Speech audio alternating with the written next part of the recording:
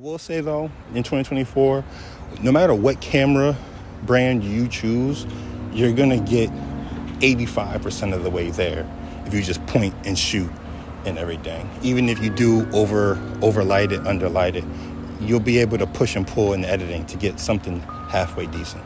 It really is at all times it's really on you as a creator to do what you want to do. Welcome to my channel. Today I'm here to talk to you about the S5ii No X. I've had this camera for about 10 months now, from November to August 2024. I've shot a few music videos, a few international travel videos, and a lot of photography, both studio and out and about.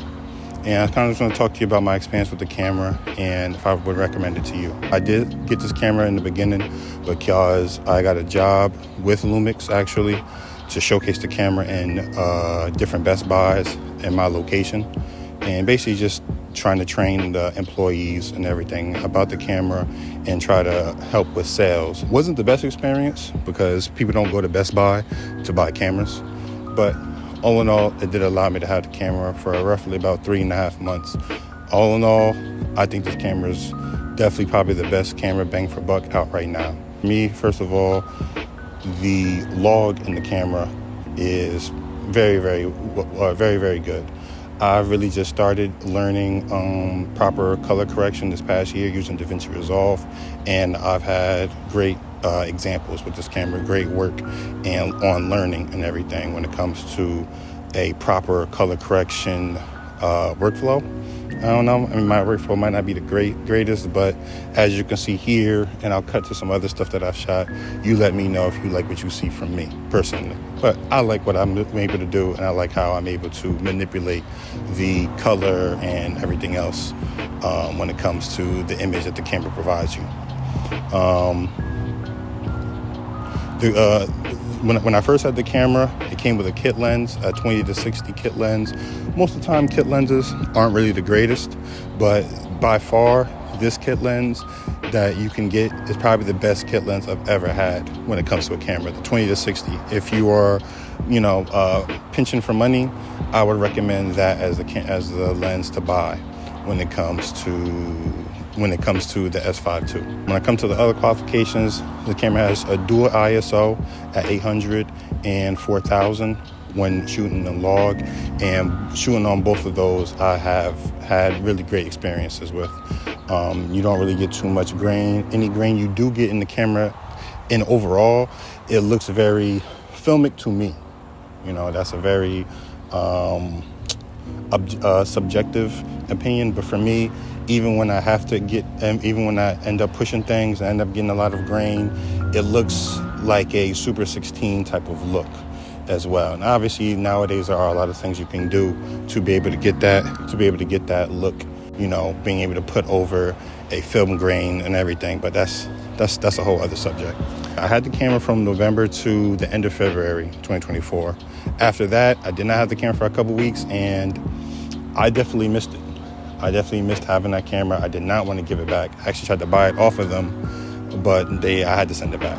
Luckily, shout out to my wife, she was able to find the camera on eBay, like used, brand new. Someone had it, but they never used it, and I was able to get my own to own that way.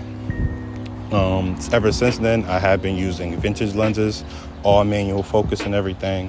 And I guess I could also talk about my experience shooting with autofocus and manual focus lenses, and how does the camera help on both of those workflows. When it comes to autofocus, I originally, before I had this camera, I had a Sony a6500, which is now like 7-8 years old now. But, it served its purpose. It did very well. But one thing that I definitely appreciated from a Sony was the autofocus capabilities. From what I hear, the first S5 had some issues with the autofocus, but luckily, from my experience, S5ii, I did not experience anything that the A6500 had. This camera did not have. It had everything, if not more, when it comes to moving around, autofocus capturing faces, following faces, and everything like that. I did not have any issues when it came to being able to find the subject in the frame. selecting it as well with the camera touchscreen. Sometimes the touch screens usually aren't the greatest, but this one, even on that small back screen, did a very good job being able to follow whatever my finger was on. Be able to adjust it to fast rack focus or slow rack focus for more of a filmic look. Both of those experiences I didn't have an issue with. For me, the biggest thing that the camera gave me was the IBIS, the in-camera stabilization. For me, I have lupus. I've had issues with not being able to walk for the last 4 years. 4 years ago, I lost the ability to walk. I had to build myself back to what you see now. And although I look normal, there are definitely times where I don't have the best balance. I'm constantly moving around, kind of swaying and everything. When it comes to camera work, that was definitely an issue when it came to shooting with my Sony and being able to make up for those movements and jitters and everything that I just could not help because of my condition. Luckily, this camera, the IBIS, definitely compensates for that, both with vintage lenses and with autofocus lenses. It's probably the best IBIS I've ever experienced in a camera, and coming from someone who now needs that, it's definitely been a great experience overall. I don't think I would still be making videos the same way if it wasn't for this camera, to be quite honest. If I were making videos, there'd be a lot of other things just because of, in my mind, I know that I'm not able to keep still. Now, obviously, I'm still trying, but this camera does do a good job kind of countering the balances. And this camera recently just had an update a few months ago that made it even better. It does crop into your sensor a little bit when it's like at this peak, at its highest level of IBIS, but even on the standard setting, it's still very, very effective. It's probably the best feature that this camera has. I could show you some examples. Hopefully you're seeing something right now on your screen, but for me personally, I think it was good. Now, when it comes to shooting photography, I had to shoot a studio shoot for the first time in I don't know how long. The first one, it was a week after me getting the camera. It was the first thing I shot on this camera. So I was not sure how things were going to look out. I was very nervous, was not expecting anything great, but luckily things came out great. You know what I'm saying? That was the first thing that kind of gave me confidence. There were definitely some of these shots that you're seeing that naturally were very underexposed. Bringing them up to how it should look, there was little grain that was added onto the picture because of it, which let me know that I could really push these images if I really want to or need to. I shot a wedding in the next month, and a very small wedding, but a wedding nonetheless, and that was a good experience as well. But when it comes to working with flash, external flash, and just working in a setting that is very unpredictable, the camera did not give me issues. I did buy extra batteries. The battery length, usually 2 hours at most, an hour and a half, usually, maybe a little bit less. Kind of depends. If you're shooting on regular 4K, I can say an hour and a half. 6K, you might get an hour. You have to be very, very smart with what you're shooting. In January, I went to Morocco and I got to shoot my first travel video ever. And I used this camera, not this specific camera, that was the camera I had from Lumix. And I mainly used the 20-60. I also had a 35mm 1.8 lens as well. And those are the two main things that I shot everything on that with. That was a great experience, 10 out of 10 for the trip, and also just 10 out of 10 experience with the camera. Being able to, the quickness of being able to switch everything, being able to save your settings for the C1, C2, and C3. And C3 has 3 options on it. So you really have 5 saved settings that you can have for your camera. For me personally, I have a 4K, a 6K, a 4K slow-mo, a 2K that's just like not raw, not log, just like a cine style preset. I have that, and then C1 is a blend of photo and video. I think it's the same thing, but it's mainly for video, for photo. and I use the manual setting mainly when I do photos. When it comes to photos, I haven't had a better camera. When it comes to videos, I haven't had a better camera. That basically sums up the whole video, to be honest. But I will say, nowadays, any camera you have is going to get you to where you want to go. When it comes down to is price versus performance. I feel like price versus performance is the best that you're going to get right now. The only thing this camera doesn't have that I personally am looking for in a camera, in-body NDs, like NDs that are built into the camera, which I don't expect from a camera build like this. So I'm not really mad at it. Everything else that comes with 6K, it comes with anamorphic. To be able to view anamorphic in the screen. You're handicapped, or you might have an issue with keeping balance, this camera is probably the best camera that you could ask for when it comes to issues like that. When it comes to color, you can push these colors. I know Lumix isn't as popular as a Sony, as a Canon, as a Blackmagic. If you get the S5ii, I think it comes with Blackmagic RAW. I think the S5ii has a $200 upgrade for Blackmagic RAW. I haven't gotten it yet, but what I'm seeing on other YouTube, you can look that up. It's pretty fucking good. You know what I'm saying? So when it comes to this camera, you might see that in a FX6 style camera, a cinema body. This camera has a cinema body, but it does have cinema quality images. At least I like to think that mine is good enough for that. Oh shit, hold up. If there's any critiques on the camera, it's not really the camera itself, but I would say the brand of Lumix.